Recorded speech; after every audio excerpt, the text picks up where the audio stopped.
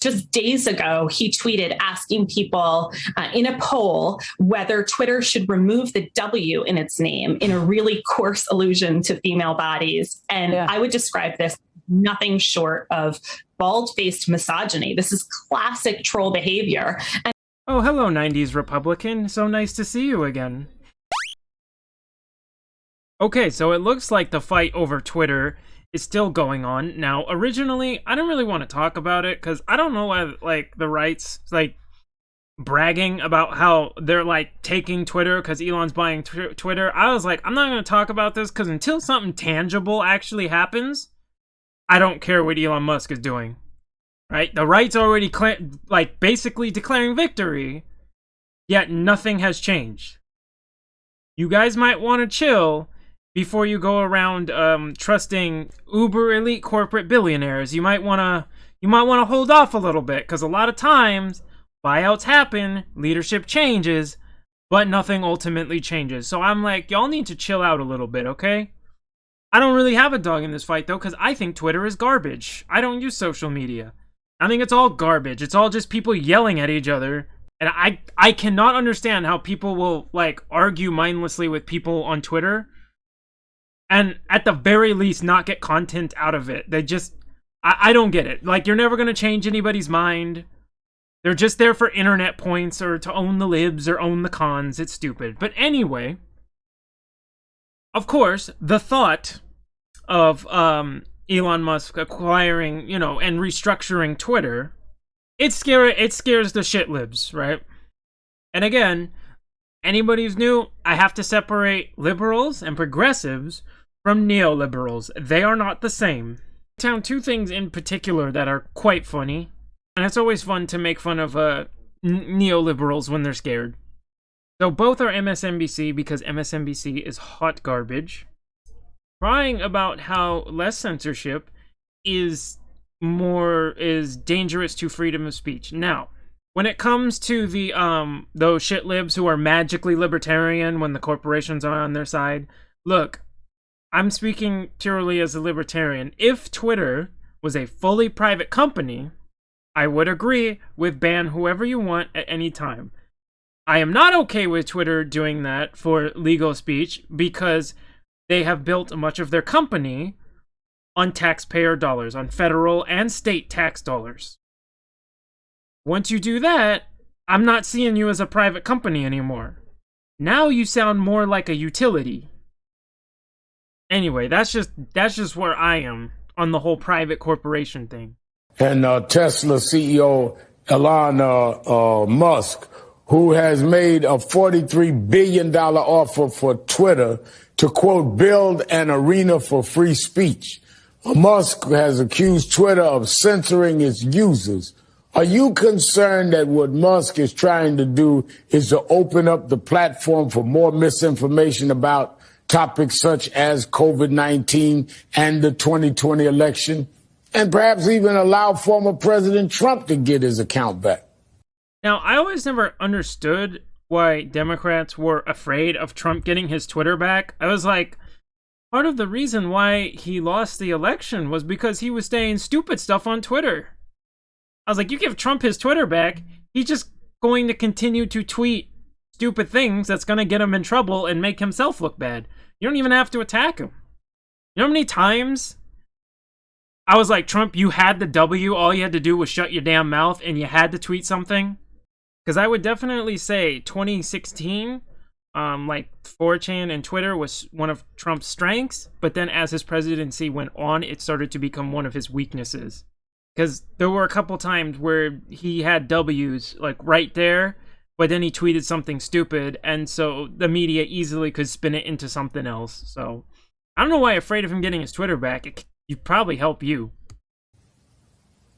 I mean, I'm going to be honest. Elon Musk is a danger to Twitter and to freedom of speech. He has been known to say some of the most transphobic and homophobic things to his millions of followers. So they always go to that, and then they never give examples.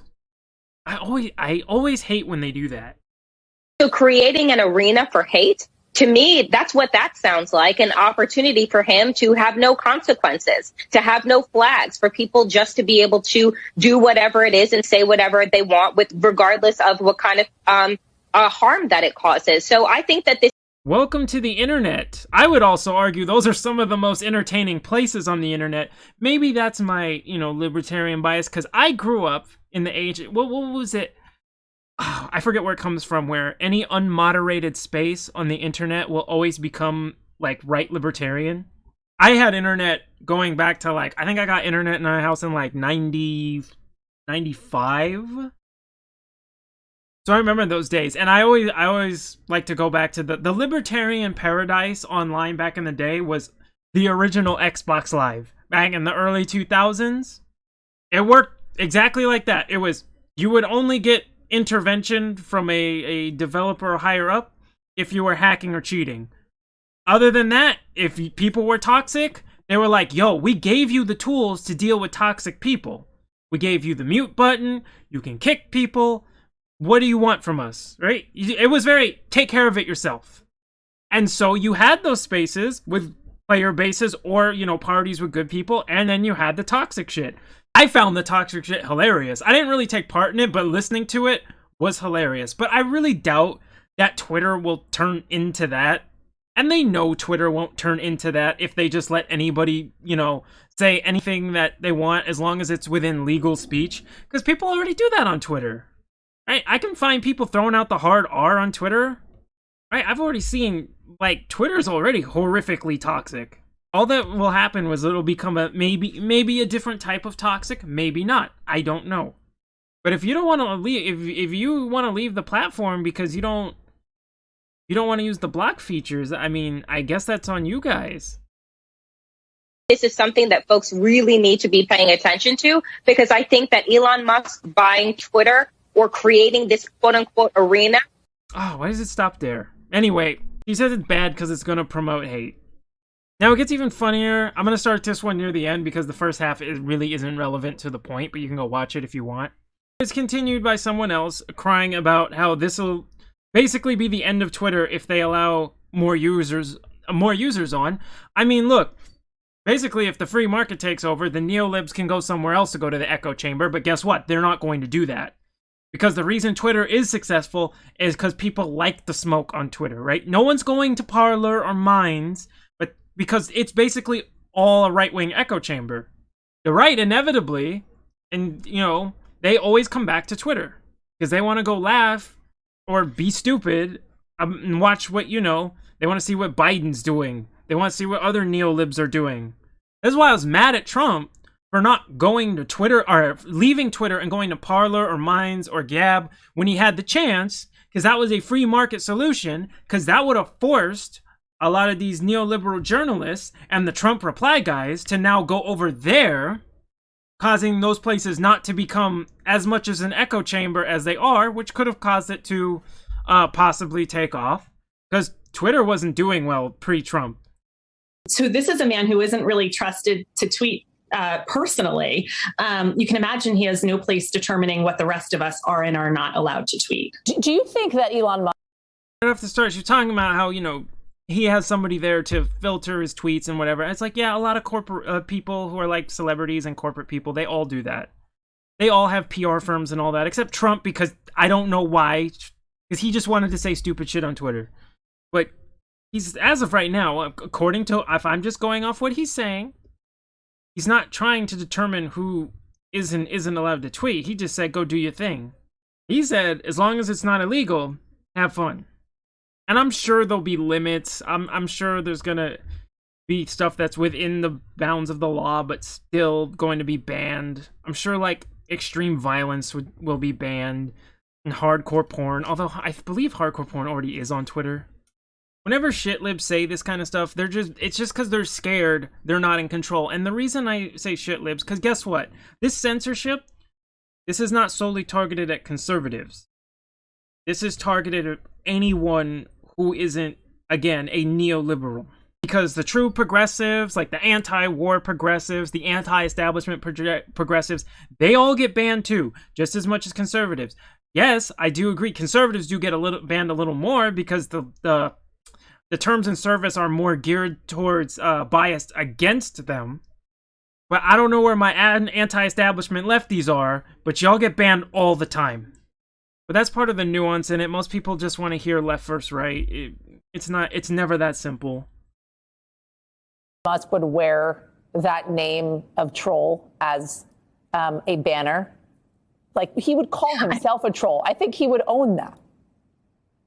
Yeah, I mean, he has to, because that's the classic behavior that he's exhibiting. It's astonishing to me that just days ago he tweeted asking people in a poll whether Twitter should remove the W in its name, in a really coarse allusion to female bodies. And I would describe this nothing short of bald-faced misogyny. This is classic troll behavior. And oh, hello, 90s Republican. So nice to see you again.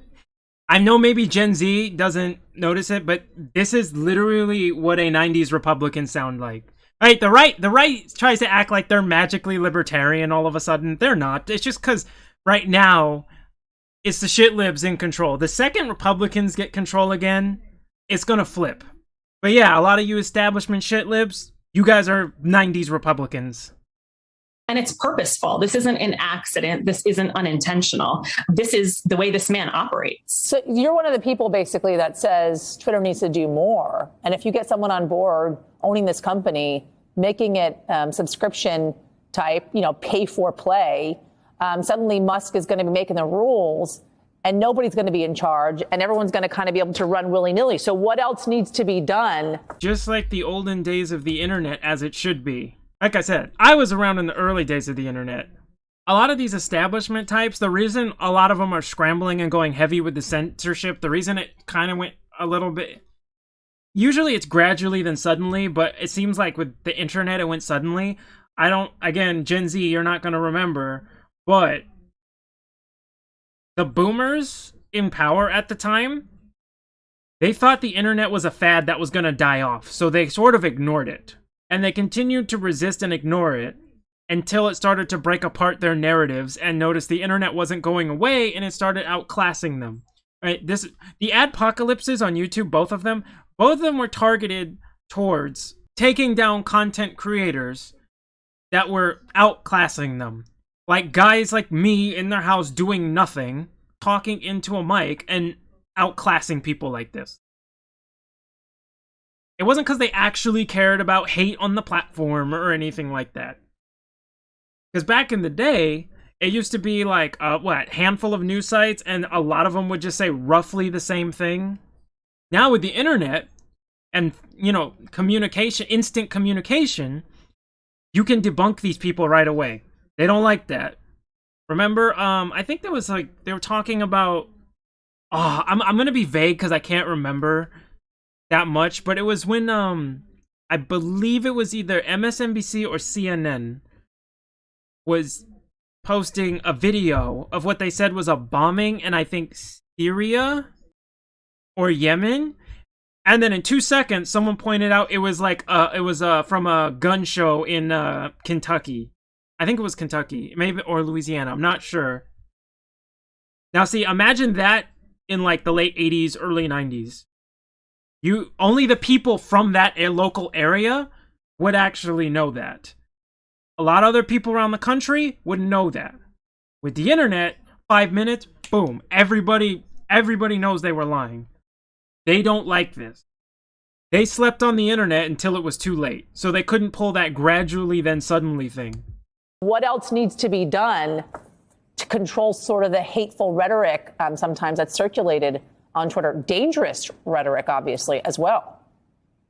Yeah. So I think the number one problem that Twitter faces right now, and other social networks as well, is cracking down on abuse and misinformation. I mean, look at what happened in the 2016 presidential election. I would argue that Donald Trump used Twitter partly to win the election. And yeah, but that's literally just politics. Biden did the same thing. I don't know why they're saying that's bad. Actually, I think the reason Trump won, it was partially Twitter, but it was also 4chan. True, it was also partially 4chan as well. But I'm like, yeah, Trump used Twitter to win the election. Why is that bad? It's bad when he does it. That's what they're saying. Let's be honest. It's shit-libs. It's bad when they do it. That's what they're really saying. And what I mean is, it's bad when somebody who's not us does it, right? If left-wing populists start gaining power, like using Twitter, they also see that as bad. Right-wing populists, they also see that as bad. Establishment, right? They'll let it slide as long as they play ball with them. And as long as it's another shitlib, they don't care. Because that's what that translates to. Also, of course, we now know that Russia shared a whole ton of misinformation that likely swayed a ton of votes. Are we going to pretend that, like, you all didn't do this too in 2020? Again, that just basically doubles down on my point that it's just like, it's different when we do it, because when we're doing it, it's just and noble. And like I said, as soon as Republicans have control of all the institutions again, eventually, I mean, it's going to be a totally new era of like progressive Republicans or whatever. But when they do, they're going to do this too. And as far as them trying to use this stat right here, I read this Pew Research study, and all I could say was like, so 48% of people are bitches. I believe it was more, it's like 58 if they said a private company has a personal responsibility to get rid of information. Again, I don't see Twitter as a private company because they take how much in tax money they take and how much they are propped up by the government. So I wouldn't consider them private. But if it was a private company and they willingly wanted to do it, that whatever. I don't care. But again, a lot of the times what they were using to determine what is and isn't misinformation was stuff that was, information that was brought to them directly by the state. And let's be honest. Do any of y'all in your right mind trust the state to tell you what is and isn't true? And look, if somebody wants to put out misinformation that gets a moron hurt, okay, I don't care, right? I believe in Darwinism. If someone says on Twitter, go play in the street, and you play in the street and die, the world's, it's just sorting itself out. That is God's natural sorting mechanism. Look at how many Americans still refuse to get vaccinated against COVID because of all of the misinformation that is being. It wasn't because of the misinformation. The initial push got everybody vaccinated who wanted to get vaccinated. Everybody after that basically was never going to do it. Basically removed anything they considered missing. And YouTube and most of the big, they already did that. It didn't cause people not to get vaccinated. They were already set on that. From the start, they were set on that. There was a lot of people who should have got vaccinated and didn't want to do it just because they felt it was, establishment shitlibs forcing them to. So it doesn't matter what information you put out there. They're not going to do it. Spread on the platform. So they need to crack down. The way that they need to do it is with more human moderators. But Elon Musk proposes taking the company in the opposite direction. He said, because we know more human moderators totally will not be biased, but then also automated moderators are also garbage because they don't understand context. So one of those things where it's like, yeah, I think the hands-off approach is the best approach.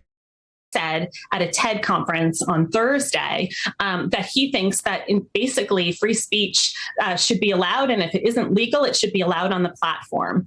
That would leave tons of misinformation and tons of trolling, and ultimately, yeah, that's part of the risk of using the internet. If the platform truly becomes so toxic, it's unusable, people will leave and another one will come up. That's free markets. Ultimately, it would be bad for Twitter because one thing we know is that women and other who are abused on these platforms flee. As soon as I hear this is how you know you're talking to a neoliberal who has no argument. Because shitlibs love to do this. As soon as they don't have an argument or sort of need to have to emphasize their argument, they throw us in front of this. They throw us in front of them. You'll have the white shitlib grab the black person and chuck us in front of them going like, you're targeting them. I didn't say anything. They always do that. They'll add on especially minorities and women. Okay, we're not children. We can handle that. Black people been through enough already. I'm pretty sure we can handle blocking some ignorance. Yeah, they don't continue to speak out because they don't want to kind of face down what is happening on the platform, and it's kind of healthier and safer for them to go elsewhere. Okay, good. Then Twitter disappears. End of discussion. Let it go. then they'll all flee to Facebook or some shit. Good. And then Twitter will die off. I would be happy if Twitter died off. I fucking hate Twitter. But, you know, that's just me.